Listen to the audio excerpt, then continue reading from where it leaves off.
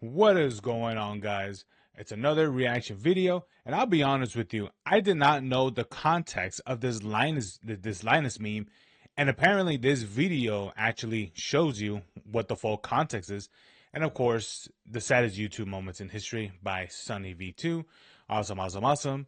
What is it? If you guys enjoyed the video, leave a like, subscribe, and let's pull this video back to the very beginning. Let's go. From Jake Paul to Joe Rogan, these are YouTube's saddest moments, with Linus Tech Tips starting our list with this iconic livestream. He was supposed to be celebrating 10 million subs, yet Linus began the stream with a pretty somber tone. So yeah, I don't know how it all happened. I've got this following of literally 10 million, and it kind of feels like luck sometimes. I'm probably more like you guys than you realize.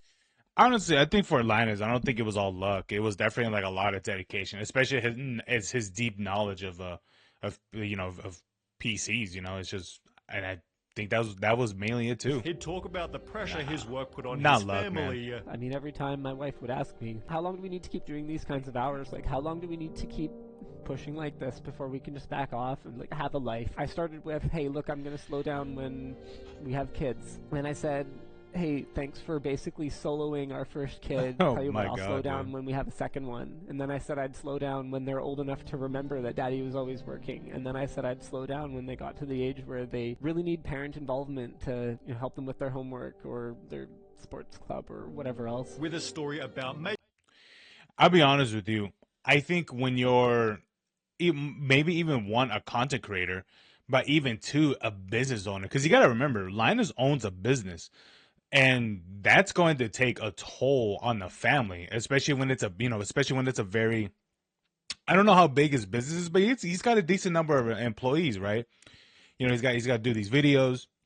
He's got to build and sell the PCs and such, and that takes a lot of time. And I'll be honest with you, I have an aunt that has a business herself, and I'm pretty sure I've never really asked her about it, never talked about it because it's really none of my business, but I'm pretty sure she has had to sacrifice time with her own kids.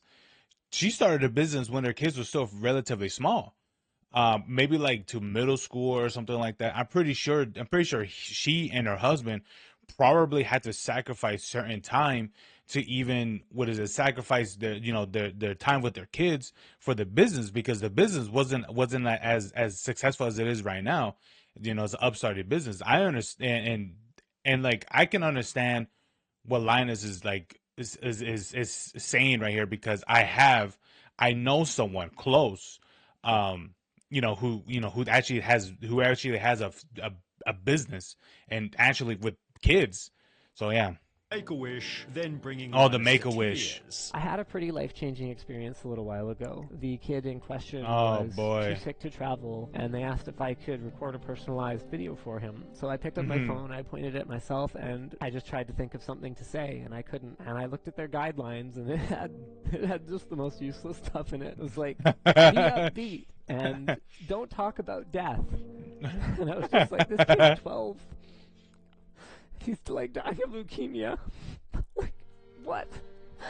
Last thing I can do right now is be upbeat. The only thought going through my head is like, everyone and everything I know is gonna die. All I could see in the photo album was my kids. The whole thing made me question why I'm doing this. Ironic.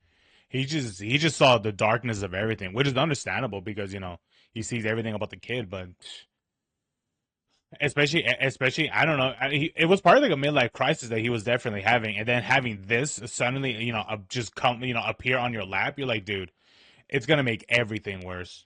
The thumbnail became a viral meme, leading to comments such as, came There for the it is. memes left with emotions, I'm not crying, I'm Yeah. just water cooling my eyes. I did not know the and context where of men this. cried. 9. Bradley Martin. Brad lost his dad at the age of only 6, which is understandably something he struggles to talk about. That's the thing, when I think about my dad.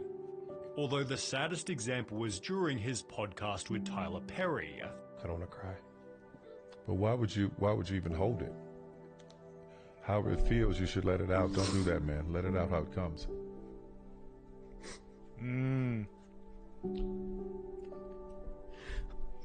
Brad was thanking Tyler for some advice he'd given earlier. People get so caught up in where they're at and in the moment of like the negative and the darkness and the evil, and they don't see the light. It wasn't as simple as what I thought it was then, which was my father didn't love me. Yeah. And I'm not good enough.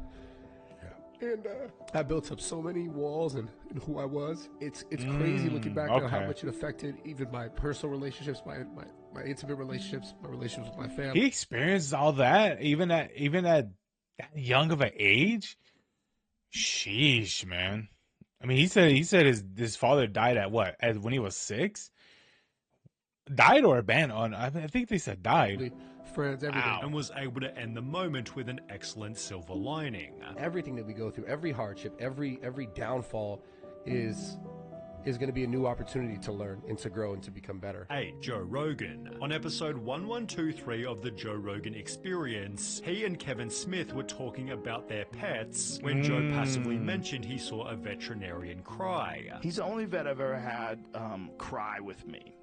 Over what animal? I had a puppy that had distemper. Ah, man, the puppy just, after like a couple of days of being at the house, would have these seizures, like violent seizures. And then towards the end, it was having them all day long. As a result of the dog's condition, it had to be put down. I held the dog, I placed him down, I gave him a kiss, I said goodbye. And he put the needle in the dog and put the dog to sleep. Then we both went outside, man. He was just crying, just weeping. He was killed by a drunk driver. The vet was? Yeah, that was a rough one. I got an email, I believe, from his daughter. Super good dude, man. Leading Kevin to share a similar story. It's such a weird relationship where one day you're like, I love you to death and I love you so much I have to kill you. And that last fucking hour was like probably hands down the most difficult hour of my life, man, because we all knew what was coming. And you're programmed to stop that at all costs. You're programmed to keep people around, keep yourself around. 7 Loaf. As a YouTuber, it's just crazy, you know. It's just like the amount of how like heartbreak that you know anyone could go through, but even for a man, you know, there's a reason why they say a dog is a man's best friend. And yeah, man, like what is that? I lost my dog not too long ago, all the way back in I think it was the 13th of this month of January. And yeah, it was incredibly heartbreaking, when that happened. So I understand what they're feeling. And the crazy thing is, like, she was old, but I had another one prior, but to me it didn't really mean a whole lot because one, I was fairly young. I was like in my maybe my I think it was like in late middle school, like 8th grade or something like that. But I did have there was another dog prior, but we didn't have her for that long. But I swear to God, my oldest brother loved that dog. I think it was I believe. I think it was a male dog. Yeah. His name was Sleepy. I don't know why he called him that, but he did. And he was a very very beautiful pit bull, for what I can remember. And he died from, like, I don't know, some sickness. I forgot what it was. And we tried giving him like this red medicine thing, and he didn't make it. Yeah, he didn't make it at the end of the day.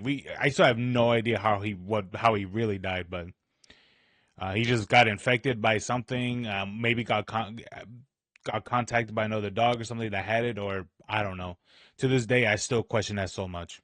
YouTube prankster, it seemed as though Loaf was always having fun. So when he'd post a video titled YouTube Saved My Life with a depressing thumbnail and the following intro, failure, loser, and loner are the 3 words that I would use to describe myself. It seemed the audience was in for something different. Loaf began by stating he had a tough time growing up. High school was a hard time for me. I was really insecure. I was really unsure of myself. I got bullied pretty bad. And thought that starting YouTube would help to keep him safe. If I can make them laugh, then they're not gonna hurt me. However, Loaf struggled to find success. For a while, it was just terrible. Like, nothing was happening. I would be embarrassed when people would ask me what I did. Even feeling like a failure in the presence of his parents. Like, my parents have never understood, like, the YouTube thing. That's probably, like, the hardest part, because it's just like every kid wants to make their parents proud. You know what I mean? Since then, however, 100%. Loaf has found massive success, recently announcing he was able to buy a house. And I was able to buy it 100% with cash, which was also a big goal of mine. 6. Syndicate. Similar to Yeah, that's one of the things I would like to do is buy a house for cash, but I'm pretty sure it'll have to be in what's that one thing called the what is it through a loan or something like that, more likely. Linus, Syndicate was part of the Make-A-Wish program, being chosen by a kid named Alec for them to spend a day together. This resulted in a video titled Making His Wish Come True, in which they flew in a helicopter. Oh yeah, this was like the this was at the peak of like Syndicate's career. Yeah. I mean, I'm pretty sure is he still doing well now? I'm pretty sure he is. And became extremely close. Life of Tom. Did you enjoy the helicopter ride then? Syndicate inspired Alec to open his own channel. Hi everybody. Thank you so much. We're over 200 subscribers already. That's 200, he has However, 25K. just 43 days later, Syndicate made a tragic announcement. They gave me permission to be able to let you guys know that, unfortunately, he did lose his battle, and now he's in a better place because he really wasn't in a good spot. So, thank you so much. 5. Kaisenat. Yeah. I was trying to become Twitch's most subscribed streamer, setting a goal of 80,000. That's the sad part of like, I think that's like the other side of like Make-A-Wish that you don't really get to think about or really see, is that just seeing that how many people, who would take part of the Make-A-Wish and like how some of them affect them. And I can understand why some, opt in to be like, yeah, they want to make this, they want to make this kid happy and such, but I can understand why others just don't want to, because they don't want to feel that burden of sadness when they hear that person has passed away. I can understand why. My God, I can understand why why some would not do it. I get it, take XQC. Because I think I wouldn't either. Milestone in late 2022, he almost couldn't handle it. 80,000 is crazy, bro. 80,000 is crazy. But getting a supportive call from his mum sent Kai over the edge. Oh yeah. Ma calling me. Congratulations, son. Thank you. You're number one. And we watching and we're so proud of you, everybody. Babe, I love you so much. Babe, I'm so proud of you. You're number one. And you my son. And I'm so happy to be your mom. And I just want to let the world know that you've been working hard like this for a long time. So you just only now know. You just finding out. My son works hard. He's a grinder every day, every night. You number one and you my son. And I'm proud to be your mum. Man, straight tears right there. 4. 100%, dude. Imagine your mom tells you that, you're my star. I'm so happy to be your mom and all that. It's great, dude. I'm pretty that's a phenomenal feeling. And it sucks that there's definitely people out there that would never really experience it because some people don't have a mom, or some of these things being said by their father as well. I think that's another part that's actually pretty sad too, is that there are some people that will never get to experience that, or those things being said from their own father as well. Matthew Santoro. Nicole Arbor was his girlfriend, and they seemed like a healthy YouTube couple. However, 4 months after separating, I remember. Matthew uploaded a video titled My Abuse Story. It's not something people ever talk about, but I feel compelled to because I was in an abusive relationship. Yes, I remember. Explaining that Nicole was very controlling. This individual that I was with was extremely jealous. I had to cut every female out of my life, out of social media, delete every number out of my phone. Before adding he'd been hit by her in the middle of an argument. This person prevented me from leaving their home and said, "You're not going anywhere." At which point, I was hit in the face. This caused Matthew to break down Dang. crying. It's something that men never talk about, because we're made to believe that we're supposed to be strong, and I never talked about it because I thought that no one would believe me, no one would give a shit. Leading to one of the saddest videos ever uploaded to YouTube. There's people that love you, and you don't need to be in that relationship. You don't need to be with someone that It's facts, man. And you. It's crazy because, like, yes, this is true. This is something that a lot of men experience. Like the physical abuse and all that stuff. And the sad part is, like, you really can't do anything about it, because if the man tries to retaliate or anything like that, you'd be looked. Sometimes you would definitely be looked as the bad guy, and given the way how, so the way socially, the way how it is, it is true that you are supposed to just take it, and that's it. That's a horrible recipe, and that's a disaster, and it's gonna be such a disaster result, and it has been too. Uses you and manipulates you to do everything that they want. 3. Jake Paul. In late 2019, Damn. Jake announced he was basically quitting Hopefully YouTube he's better. to train for a boxing match he'd scheduled against Anderson Gibb. The fight became his sole focus for almost half a year, and while he would eventually win, Jake revealed on Logan's podcast his life felt meaningless after. Like, I win the fight, right? That was my sole focus and purpose. All of a sudden, I get back to LA, I'm by myself, like, sitting in the fucking room, and I'm like, what do I do? In addition to feeling directionless, Jake explained he was dealing with 4 different lawsuits. And then I wake up the next day, have a phone call, like, with my lawyers for one of the lawsuits for literally like something I did not do. And it goes back to, like, people just, like, attacking Jake Paul and, like, wanting to see me fail for literally, like, fucking nothing. Like, they're suing me for something I didn't do. Like, on God. And then...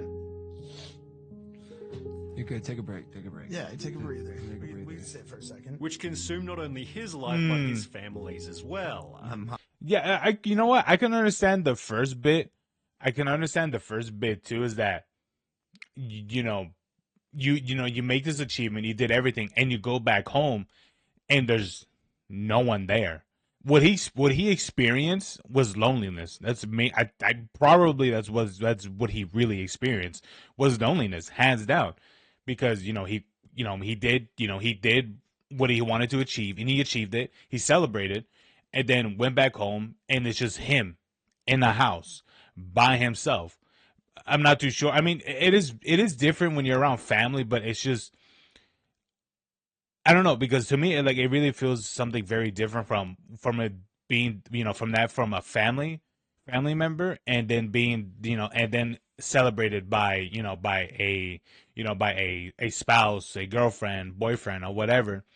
I don't know. To me, it's just different, because, like, to me mentally, it's just like, for the family, it's like they kind of have to, or something like that. Like, it just doesn't mean a whole lot, because, like, it feels like they have to celebrate, while the other maybe the same way too. I don't know. It's just, I don't know. To me, that's how I see it. But it kind of sucks that that's that's the way that he experienced that. I think he had to experience loneliness. I think that's what he had. He had a loneliness moment.